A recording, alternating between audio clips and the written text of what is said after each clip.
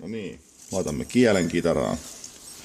Eli tässä A-kielen tapauksessa otetaan siihen kohtalaisesti varaa, jolloin se rullaa tonne tarpeeksi alas ja sitten tulee hyvään kulmaan tuohon satulalle. Mä teen tän näin. Mä pyöräytän sitä yli ensin.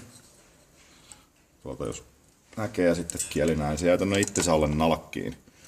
Tää on sama mitä käyttää Taylor ja Gibson, mutta Martin omissa ohjeissaan, mutta tässä on se ero, että tuo kielen pää jää tuonne itsensä alle jumiin ja se ei voi sieltä pistää mitään reikää sormeen sitten myöhemmin. Sitten vaan pyöritellään. Tuossa se näkyy, kun se jää itsensä alle. Ja tätä pidetään koko ajan kireellä tätä kieltä kun surrataan, niin se ei jää löyselle tuohon tolpan ympärille.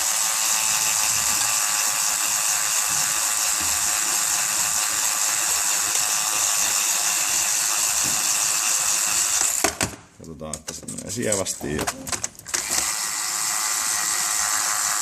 sitten voidaan katkaista tää. Vaikka nyt tässä A-kielen tapauksessa jo tässä vaiheessa tää ylimääräinen, niin se ei jää tonne häröilemään.